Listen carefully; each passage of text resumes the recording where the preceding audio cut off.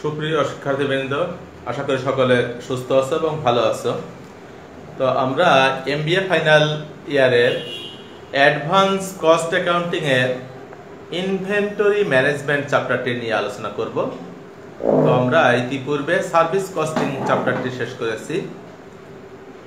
তো আজকে ইনভেন্টরি ম্যানেজমেন্টের যে অঙ্কটি নিয়ে আলোচনা করব এটি এমবিএ ফাইনাল 2014 সালের পরীক্ষায় এসেছে, কোশ্চেন নাম্বার 17। আমি প্রশ্নটিও তোমাদের দিয়ে দিব। তো এখানে আমাদের রিকোয়ারমেন্টগুলোর মধ্যে 1 নাম্বার চেয়েছে economic order quantity. Economic order quantity আমরা বলি যে একটি প্রতিষ্ঠানের যে কাঁচামাল প্রয়োজন হয় প্রতিবারে যে পরিমাণ কাঁচামাল সংগ্রহ করলে বা ক্রয় করলে কাঁচামাল সংগ্রহের ব্যয় সবচেয়ে কম হয়, ওই পরিমাণকে বলা হয় ইকোনমিক অর্ডার কোয়ান্টিটি। মূলত পণ্য ক্রয়ের সাথে অর্ডারিং কস্ট এবং ক্যারিং কস্ট জড়িত। তো যদি আমরা অর্ডারিং কস্ট থেকে বাঁচতে চাই বা অর্ডারিং কস্টকে যদি কমাতে চাই, ক্যারিং কস্ট বেড়ে যায়, আবার ক্যারিং কস্টকে কমাতে চাইলে অর্ডারিং কস্ট বেড়ে যায়। তো ইকোনমিক অর্ডার কোয়ান্টিটি এমন একটি বিন্দু যে অর্ডারিং কস্ট এবং ক্যারিং কস্টকে সর্বনিম্ন করে, অর্থাৎ তাহলে ইকোনমিক অর্ডার কোয়ান্টিটি ওই পরিমাণ পণ্য যতটুকু একবারে ক্রয় করলে কাঁচামাল সংগ্রহের ব্যয় সবচেয়ে কম হবে। তো এটা ইকুয়েশন এবং টেবুলেশন এবং গ্রাফিক্যাল অ্যানালিসিস তিন ভাবে বের করা যায়। তো আজকের অঙ্কটিতে আমাদেরকে ইকুয়েশন মেথডের সাহায্যে বের করতে হবে। তো ইকোনমিক অর্ডার কোয়ান্টিটি আমরা সূত্র লিখলাম রুট 2AO, একে ভাগ করব C দিয়ে। এখানে এই হচ্ছে আমাদের অ্যানুয়াল ইউজের। এই প্রতিষ্ঠানটি সারা বছরে উৎপাদন কার্যে যে পরিমাণ কাঁচামাল ব্যবহার করে সেটা হচ্ছে আমাদের A। প্রশ্নে আমাদের নরমাল ইউজেস পার ডে দেওয়া আছে 400 ইউনিটস এবং অ্যানুয়াল ওয়ার্কিং ডেজ হচ্ছে 250 ডেজ। তো আমরা নরমাল ইউজেসকে সরাসরি আমাদের অ্যানুয়াল ইউজেস দেওয়া না থাকায় নরমাল ইউজেস পার ডে একে ওয়ার্কিং ডেজ দিয়ে গুণ করলাম, পেলাম 1 লাখ ইউনিটস। সারা বছরে এই প্রতিষ্ঠান 1 লাখ ইউনিট কাঁচামাল ব্যবহার করে। ও হচ্ছে অর্ডারিং কস্ট পার অর্ডার, কাঁচামাল একবার ক্রয় করার জন্য যে পরিমাণ খরচের প্রয়োজন হবে।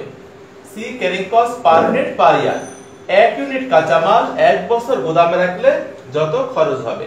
ক্যারিং কস্টের পার্সেন্টেজ দেওয়া আছে 10%। তো আমাদের 1 ইউনিট কাঁচামালের দাম 2.50 টাকা, তাকে 10% করলাম, 0.25 টাকা পেলাম। তো আমরা এবার আমাদের সূত্রে 2AO ভাগ C মানটি বসিয়ে দিলাম, পেলাম 4000 ইউনিটস। এই প্রতিষ্ঠান প্রতিবারে 4000 ইউনিটস কাঁচামাল ক্রয় করলে তাদের কাঁচামাল সংগ্রহের ব্যয় সবচেয়ে কম হবে।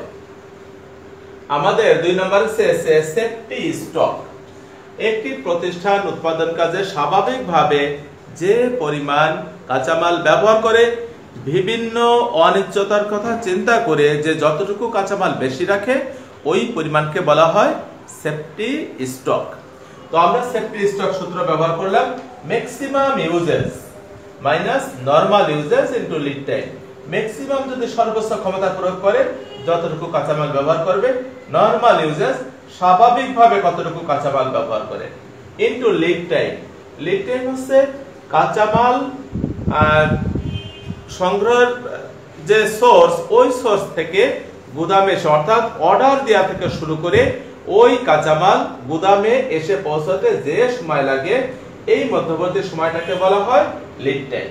তো আমাদের প্রশ্নে ম্যাক্সিমাম ইউজেস দেওয়া আছে 600 ইউনিটস, নরমাল ইউজেস দেওয়া আছে 400 ইউনিটস, লিড টাইম দেওয়া আছে 8 ডেজ।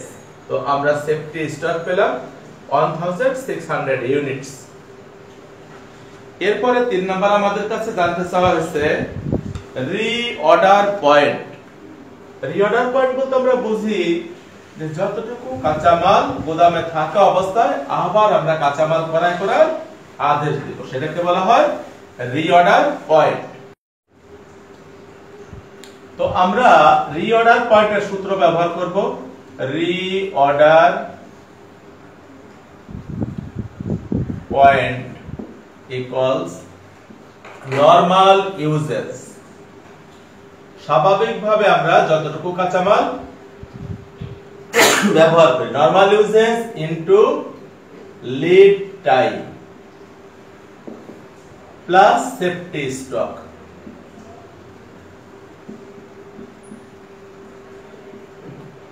তো আমাদের নরমাল ইউজেস দেওয়া আছে 400 ইউনিটস ইনটু লিড টাইম হচ্ছে 8s প্লাস সেফটি স্টক আমরা রিকোয়ারমেন্ট 2 তে বের করেছি 1600 ইউনিটস।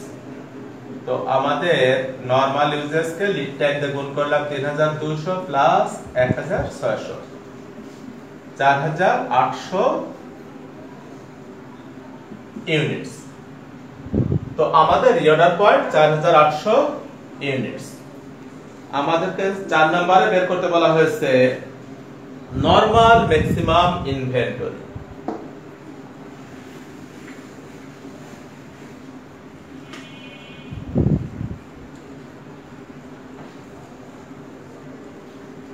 নরমাল ম্যাক্সিমাম ইনভেন্টরি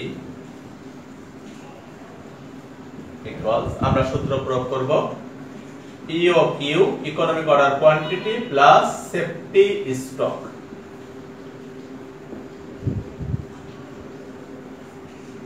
আমরা ইকোনমিক অর্ডার কোয়ান্টিটি রিকোয়ারমেন্ট 1 এ পেয়েছি 4000 ইউনিটস প্লাস রিকোয়ার্ড 2 তে সেফটি স্টক পেয়েছি 1600 ইউনিটস 5600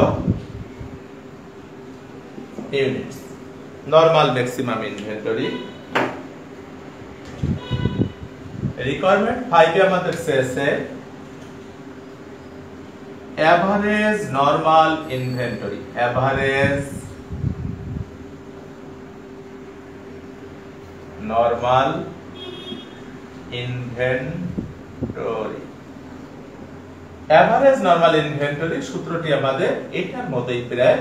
তো আমরা ইকোনমিক অর্ডার কোয়ান্টিটির অর্ধেক নেব EOQ ভাগ 2 plus safety stock.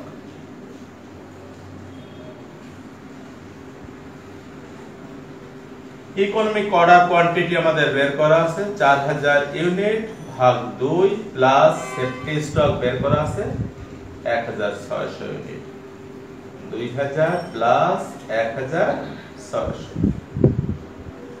Average normal inventory 3600 units. তো এই 5টি রিকোয়ারমেন্ট আমাদের ছিল। আমরা আরেকটি রিকোয়ারমেন্ট যদিও এখানে নেই, তো এই রিকোয়ারমেন্টটিও এই তথ্যগুলোর সাথে সাধারণত থাকে, তো আমরা বাড়তি সেটাও শিখে নিই।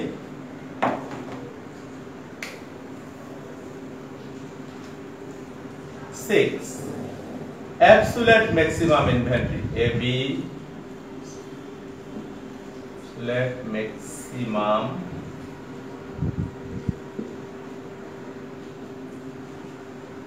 inventory আমরা সূত্র ব্যবহার করব economic order quantity plus reorder point minus minimum uses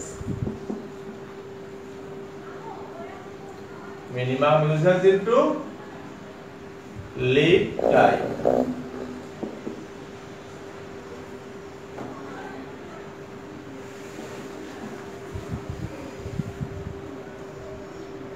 আমাদের ইকোনমিক অর্ডার কোয়ান্টিটি বের করা আছে 4000 ইউনিট প্লাস রিঅর্ডার পয়েন্ট বের করা ছিল 4800 ইউনিট মাইনাস মিনিমাম ইউজেজ আমাদের প্রশ্নে দেওয়া আছে 100 units into lead time 8 days. এই দুটো যোগ করলে হয় 8800 units minus 800 units. Absolute maximum inventory পেলাম আমরা 8000 ইউনিটস। তো আমরা এটি আজকে শিখলাম। তোমরা তোমাদের বাসায় যে বই আছে এই ধরনের যে প্রবলেমগুলি আছে সেগুলি তোমরা বাসায় প্র্যাকটিস করো। পরবর্তী ক্লাসে আমরা টেবুলেশন মেথডের সাহায্যে ইকোনমিক অর্ডার কোয়ান্টিটি নির্ণয় করাটা শিখব। সবাই ভালো থেকো, সুস্থ থেকো, নিয়মিত পড়াশোনা চালিয়ে যাও। ধন্যবাদ।